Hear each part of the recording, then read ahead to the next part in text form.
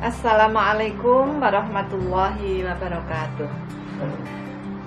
Ibu-ibu jamaah perempuan mengaji dan sahabat-sahabat Aisyah yang kami muliakan, tidak terasa kita sudah 3 bulan ya kalau nggak salah berada dalam kondisi darurat COVID, di mana WHO telah menetapkan sebagai pandemi global.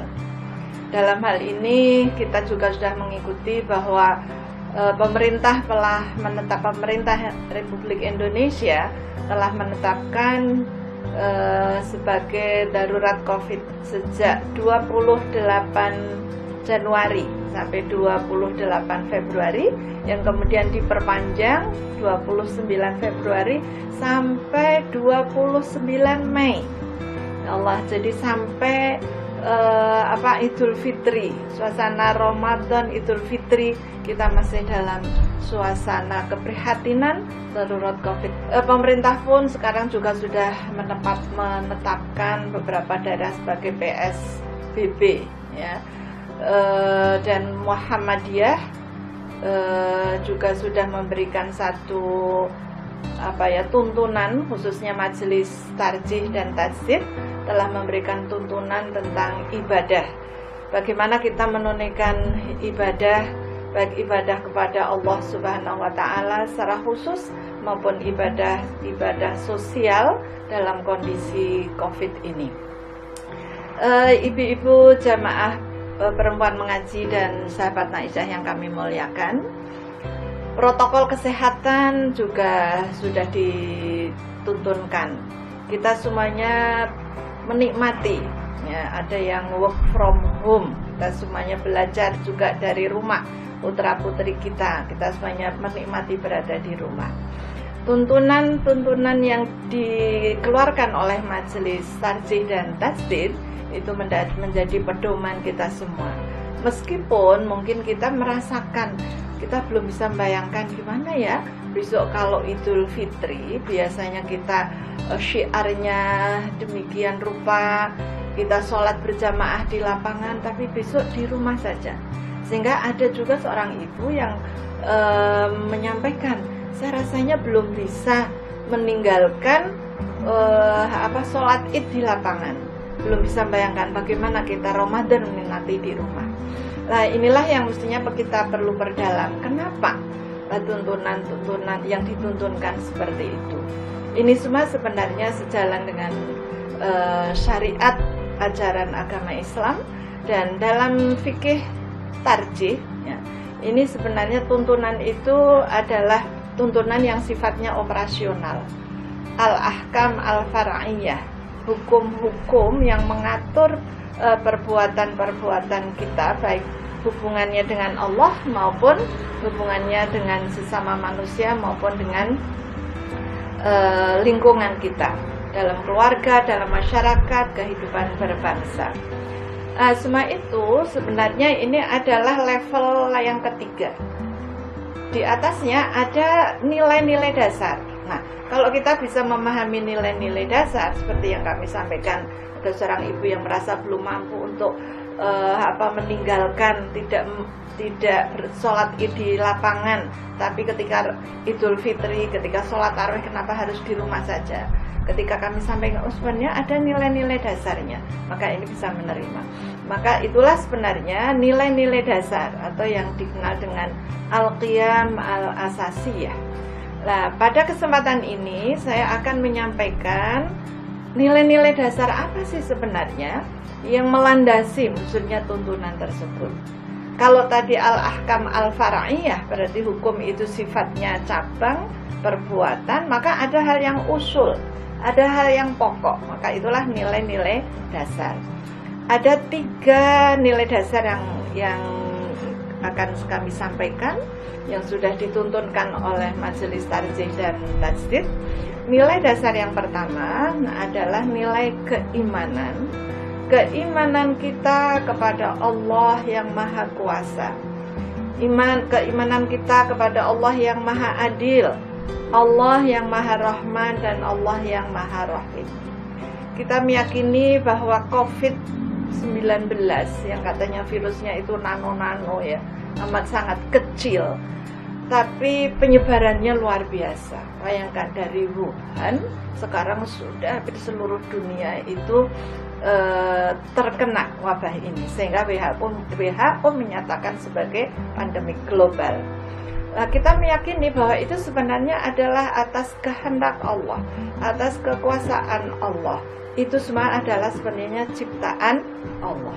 Allah mencipta segala sesuatu itu bukan tanpa makna. Dan Allah mencipta sesuai dengan sunnatullah, sesuai dengan hukum Allah. Di antara sunnatullah itu apa? Ya, bahwa virus itu ternyata penyebarannya demikian cepat. Dari satu orang ke orang yang lain, ya, dari kerumunan ini penyebaran yang sangat cepat. Namun sebenarnya dia juga punya karakteristik dan sebenarnya mudah untuk bisa hilang, ya, apabila kita bisa berusaha untuk menjaga kesehatan kita, menjaga kebersihan kita, menjaga agar tidak tertular yang dikenal dengan social distancing, bahkan soft distancing, ya. Ketika kita sholat kan softnya biasanya rapat, ya, luruskan, sawu sufufakum, luruskan, rapatkan, tapi ini softnya direnggang. Nah, ini sebenarnya apa? Bacaan kita, respon kita terhadap sunnatullah, hukum-hukum Allah. Namanya hukum Allah itu pasti terjadi, tidak mungkin tidak terjadi.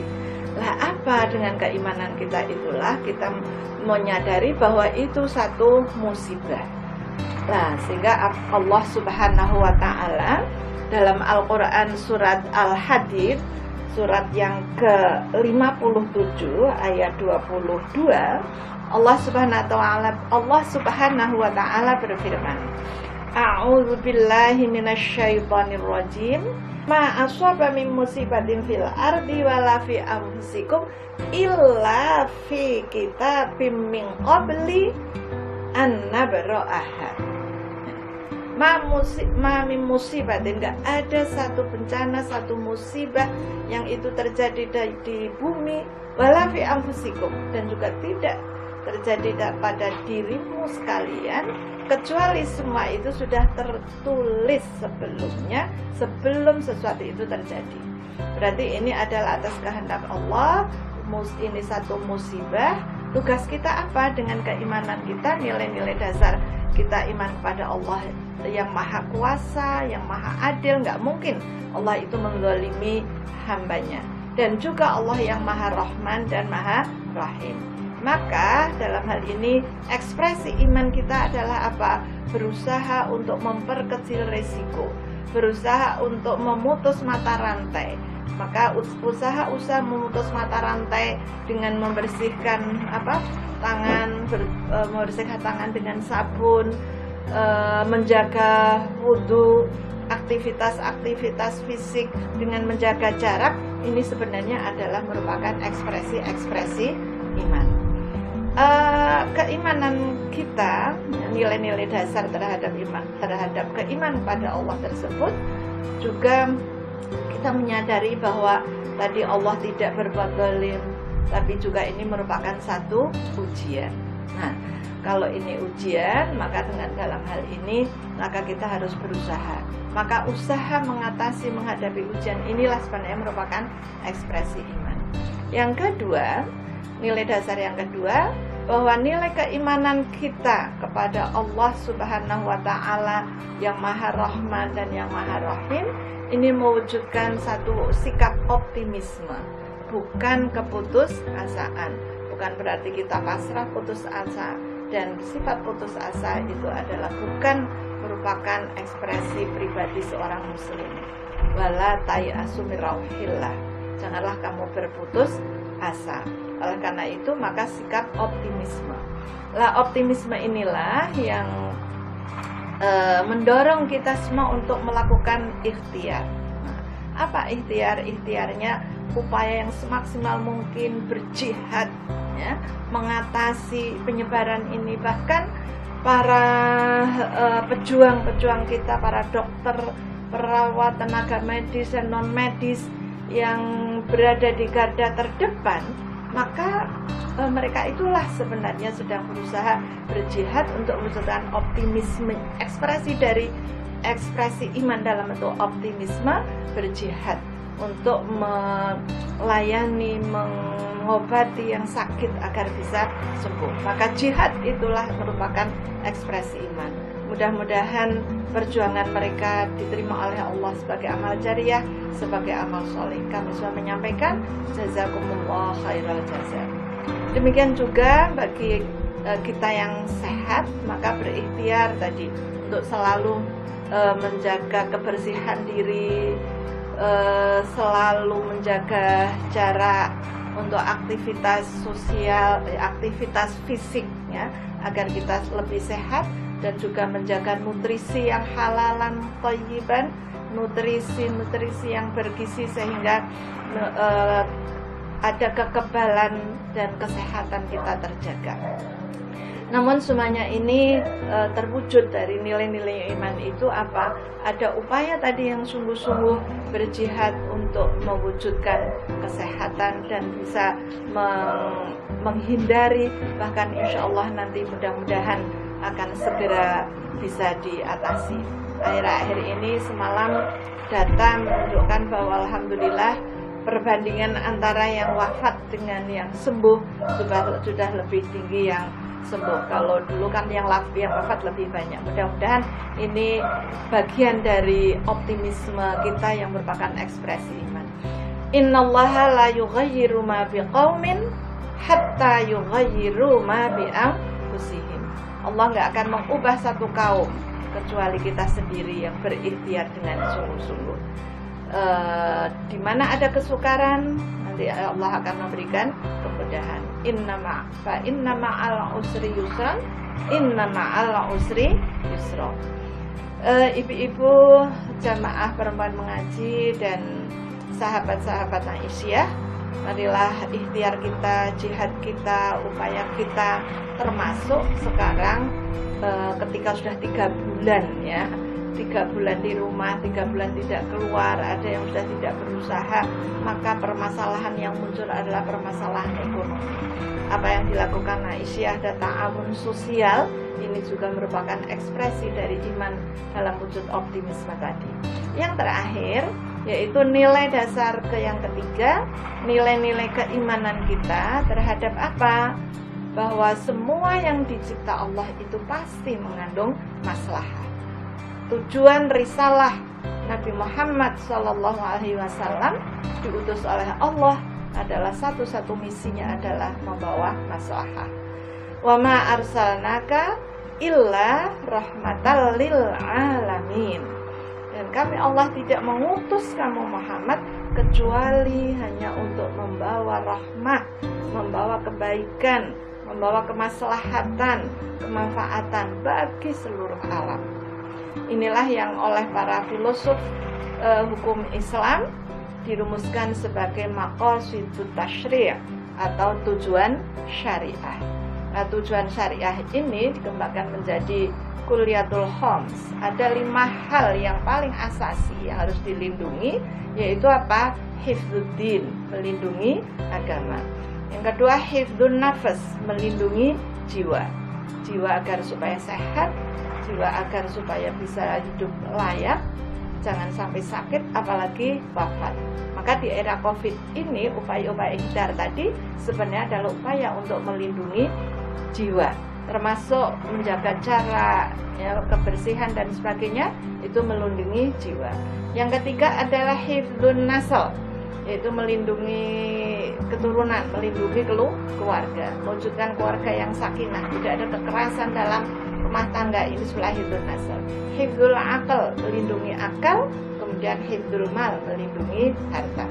Dalam kaitannya dengan era Covid, khususnya tuntunan ibadah di era Covid ini sebenarnya adalah terkait dengan 2 hal, yaitu hifdzuddin, melindungi agama, dan yang kedua adalah hifdzun nafas, melindungi jiwa. Oh, agama harus ditegakkan. Apa? Oh, sholat gak boleh ditinggalkan. Itulah hifdzuddin, itu hal yang daruri. Jiwa harus dilindungi, jangan ada yang wafat, itulah hal yang daruri. Maka Allah menyampaikan dalam surat Al-Maidah ayat 32, "Waman ahyaha faka'annama ahyan nasa jami'a." Kita bisa menyembuhkan satu orang saja, berarti mata rantai itu bisa diputus, akan bisa menyembuhkan, menghidupkan semua orang. Lah, hifdzun nafas ini melindungi jiwa. Sekarang permasalahannya, kenapa sholat id nggak boleh? Ya, karena di lapangan itu ada kerumunan. Kenapa sholat tarawih nggak usah berjamaah? Ya, itu hifdzuddin, betul. Namun sholat id berjamaah di lapangan itu hukumnya sunnah muakkadah. Kemudian sholat tarawih berjamaah, ya, sholat tarawih sendiri juga hukumnya sunnah muakkadah. Jadi andai kata kita tidak sholat tarawih di masjid, kita sholat tarawih di rumah, ya, qiyamul lail di bulan Ramadan di rumah, maka ini sebenarnya adalah menunaikan kewajiban, ya, menunaikan syariat atau tuntunan Islam yang itu adalah sunnah. Lah, tingkatannya beda. Kalau sholat tarawih tadi dengan sholat wajib daruri, maka ini nggak daruri. Demikian juga ketika COVID-19 ini yang penyebarannya sedemikian rupa, yang amat sangat cepat, dan kalau orang sudah positif maka apalagi kalau ada sakit-sakit sertaannya, ada kemungkinan dia wafat, maka melindungi jiwa dari COVID-19 ini satu hal yang daruri. Oleh karena itu maka dipilih apa? Yang dipilih ya dilindungi yang daruri, yang jangan sampai ada yang wafat, jangan sampai ada yang sakit menjadi wabah. Oleh karena itulah maka keyakinan kita bahwa sholat Idul Fitri di lapangan kita tidak tunaikan, tapi syiar Ramadan, syiar Idul Fitri tetap dilakukan. Antara lain apa? Maka takbir, ya, tetap kita lakukan di rumah, sehingga hiasilah rumah itu dengan takbir, hiasilah rumah kita itu dengan sholat, ya, sholat sunnah itu dilakukan dengan di rumah. Yang sekarang juga sholat wajib, sholat berjamaah di rumah. Demikian ibu-ibu jamaah perempuan mengaji dan para sahabat Aisyah. Kurang lebihnya mohon maaf. Nasrun minallah wa fathun qarib wa basyiril mu'minin. Assalamualaikum warahmatullahi wabarakatuh.